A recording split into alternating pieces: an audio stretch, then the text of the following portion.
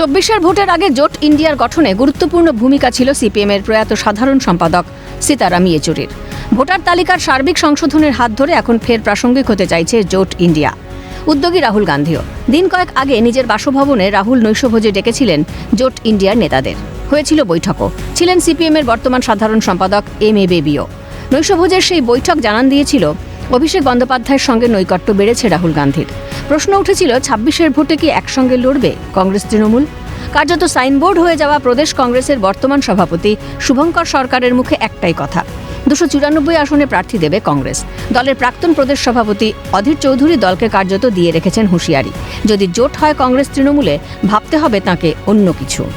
কংগ্রেসের জোটসঙ্গী সিপিএমের নেতারা একসঙ্গে বৈঠকে বসেন রাহুল গান্ধী অভিষেক বন্দ্যোপাধ্যায়ের সঙ্গে, কিন্তু সিপিএম মানতেই চায় না জোট ইন্ডিয়ায় আছে তৃণমূল কংগ্রেস। পাটনাতে কোনো একটা মিটিং হবে, সেই মিটিংয়ে সব দলের লোকেরা থাকবে। তো আগেও হয়েছে, নতুনত্ব কী আছে? আগে সীতারাম ইয়েচুরি যেতেন, এখন আমাদের অন্য কেউ যাবেন। রাহুল গান্ধী যেতেন, রাহুল গান্ধী যাবেন। বিভিন্ন দলের নেতারা যাবেন। তৃণমূল ঝোপ বুঝে কোপ মারে, কখনো যায় কখনো যায় না। যাচ্ছিল না, এখন হয়তো যাবে, আবার কদিন পরে যাবে কি যাবে না ঠিক করবে। তৃণমূলটা এখানে ধর্তব্যের মধ্যে পড়ে না, ওরা দুদিকেই আছেন। বৃহস্পতিবার অভিষেক বন্দ্যোপাধ্যায় যেন সবার সব কথার জবাব দিয়ে দিলেন। বললেন, আমরা কখনো ইন্ডিয়া জোট ছেড়ে বেরিয়ে আসিনি। সাফ জবাব যেন সিপিএমকে। ছাড়েননি তিনি প্রদেশ কংগ্রেসের নেতাদেরও। বলেছেন, পশ্চিমবঙ্গে কংগ্রেসের সঙ্গে জোট করার প্রয়োজন নেই তৃণমূলের। তবে কেন গত লোকসভা ভোটে হয়েছিল জোটের চেষ্টা? সেটা যে নিছক জোট ইন্ডিয়ার স্বার্থে আর বেশ কিছু শর্ত সাপেক্ষে, তা স্পষ্ট করে দিয়েছেন অভিষেক বন্দ্যোপাধ্যায়।